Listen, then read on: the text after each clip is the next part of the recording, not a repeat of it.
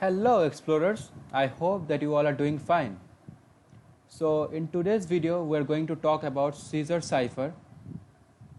It is a very important topic as it is very much related to cryptography, which I had discussed about in the previous video.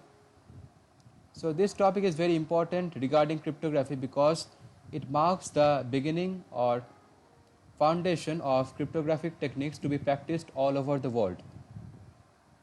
So this topic actually can be said to be the cornerstone of the cryptographic methods which are being practiced all over the world today.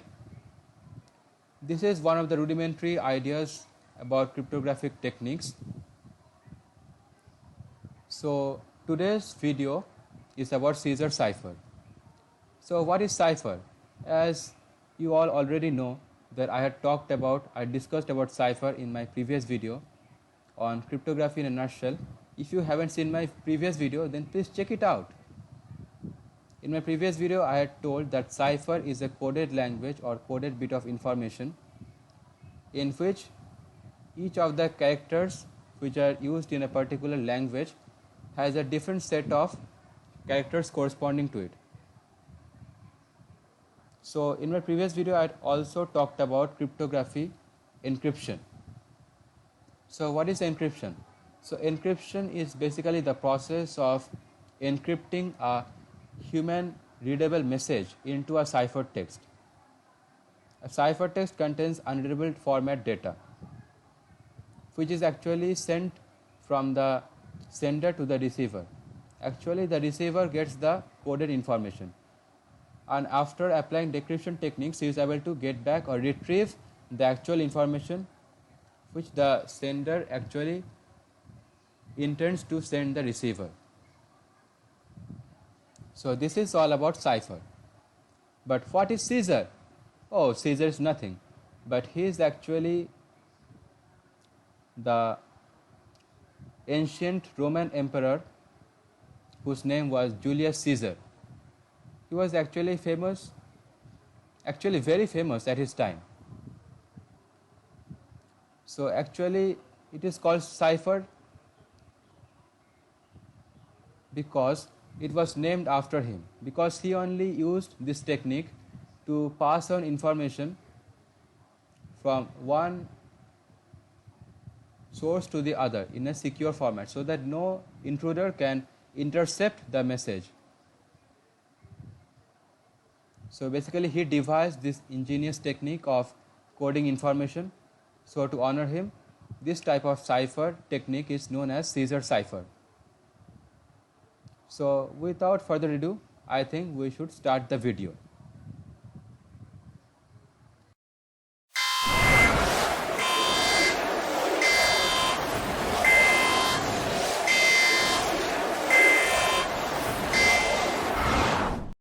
Welcome back, guys. Now let us jump into the details of Caesar Cipher.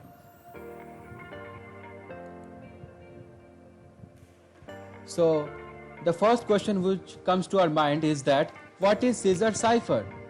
So Caesar Cipher is basically a cryptographic technique or encryption technique in which the encryption algorithms are defined in such a manner that the encrypted text characters will advance the actual characters by units of 3. So let us see what actual Caesar Cipher means.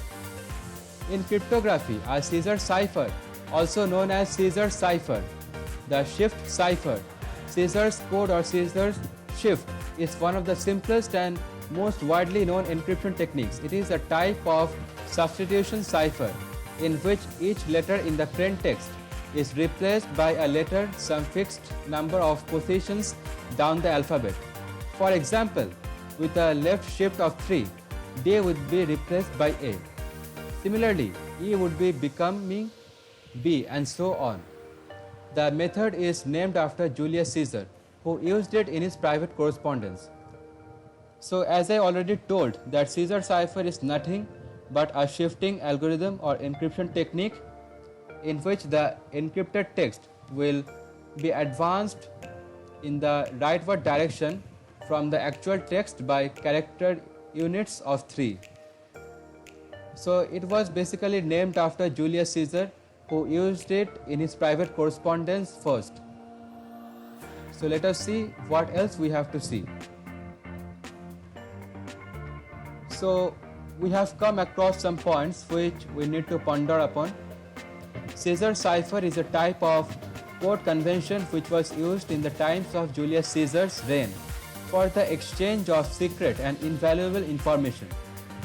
Caesar cipher is a type of code convention, as we are already seen that it was used in encrypting the text which was needed to be sent to the receivers or some officials or some highly ranking officers for exchange of information between Caesar and his valuable correspondents.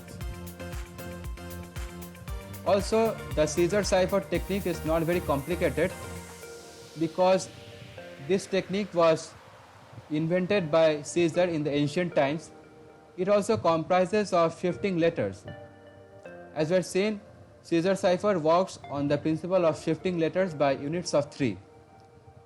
It is important as one of the rudimentary forms of ciphers known to us.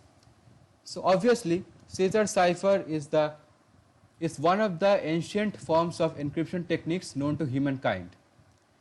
Quite useful in those days, not because Caesar's enemy were illiterate, but they granted it from some foreign language. Also, Caesar's enemies were not illiterate, but they were not interested in what actually was going on because they could not figure it out what the encryption key actually was. Today it is used as subparts of complex schemes. Now we have to dig deeper into detail. So the first point says Caesar cipher uses a simple idea, but it has wide applications today also. Children's toys such as secret decoder rings uses the ideology of Caesar cipher encryption techniques. A Caesar shift of 13 is also performed in the ROT13 algorithm, a simple method of obfuscating text used in some internet forums to obscure text.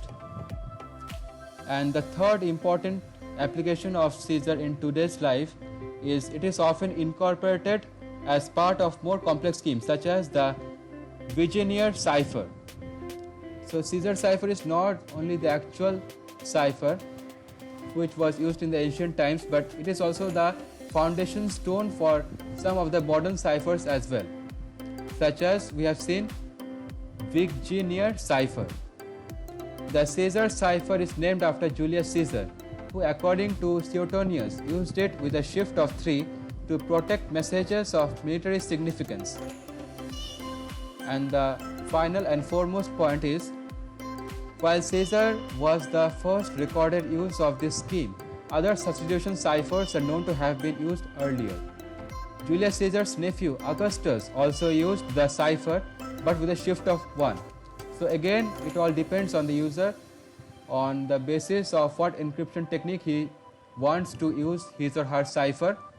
So in a similar way, Caesar's nephew Augustus also used the cipher, but the shifting difference is only 1 unit in this case. So that is all about the theoretical part and historical significance of Caesar cipher. Join me in the coding section in the next part. Thank you. Now let us write the code for Caesar cipher. I am going to write the entire code in C language. So I had written some part of the code. I had written the main function. I had also written in some basic outlines of the encrypt and decrypt function. In the main function, I had declared 3 variables: input, encrypt text, and decrypt text. These 2 lines are meant for taking the input text from the user. This line is used for storing the encrypt text value after calling the encrypt function. This line is used for storing the decrypt text value after calling the decrypt function. These 2 lines are used for printing the encrypted text value, and similarly these 2 lines are used for printing the decrypted text value. So let me write the code for encrypt function now.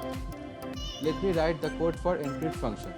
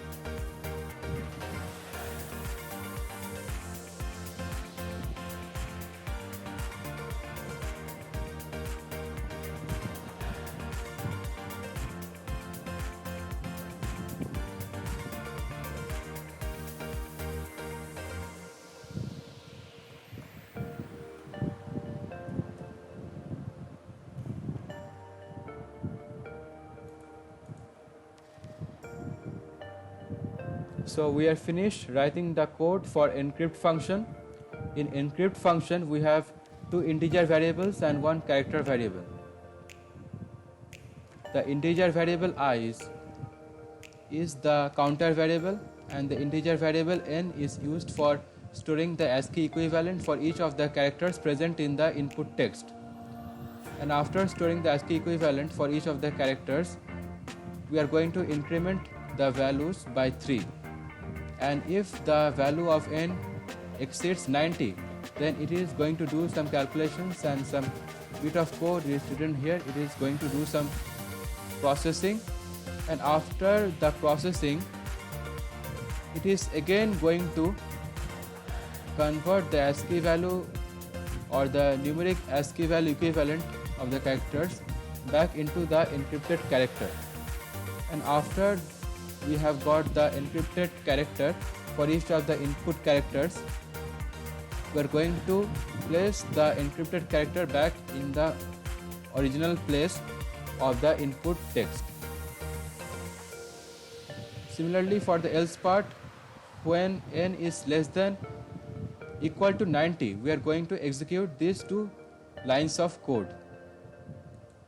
Now, as you can see, there will not be much difference between the encrypt function and decrypt function. Only some minor changes will have to be done. I am going to cut and then paste the code for the encrypt function in the decrypt function, and finally I am going to do some minor changes in the decrypt function. So let me do that.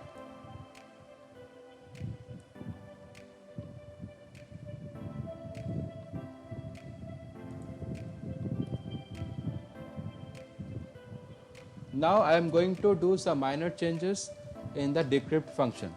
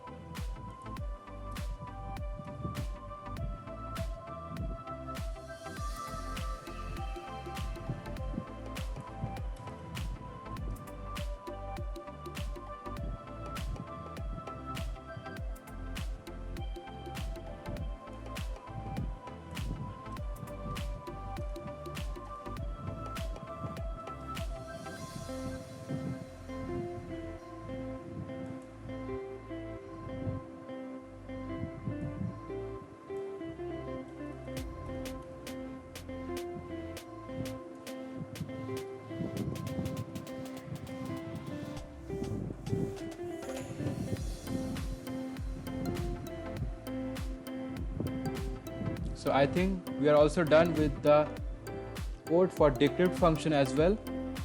So in decrypt function, we are going to do the exact reverse of what we have done in the encrypt function.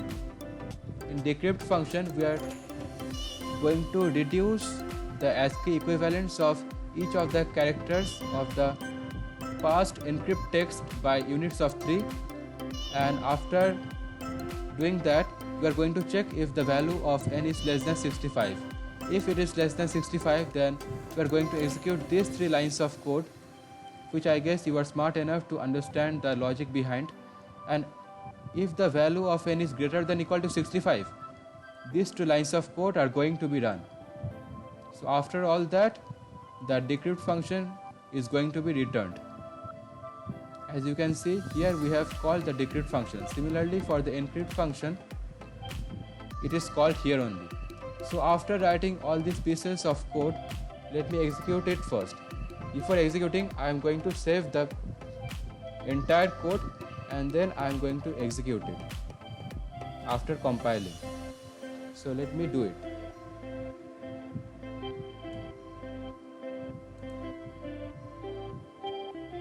As you can see, we have got 0 errors. So let me run the code.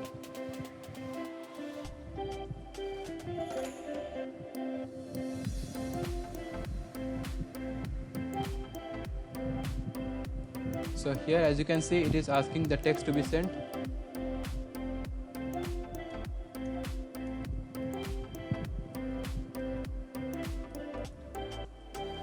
I have written I am Astro Destroyer. So let me see what is the encrypted equivalent text of the input text.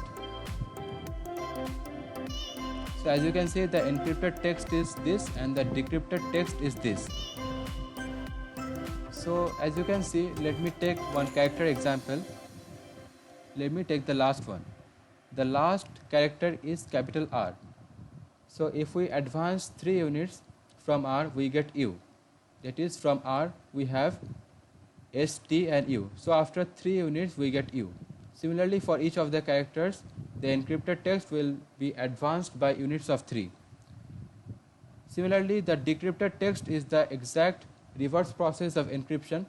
So I am going to get back my original input text after decryption. So this is the text which will be sent by the sender, and this is the text which will be received by the receiver after applying proper decryption technique. So this is it for the video. If you like it, please comment, like, share and also subscribe to my channel. Thank you.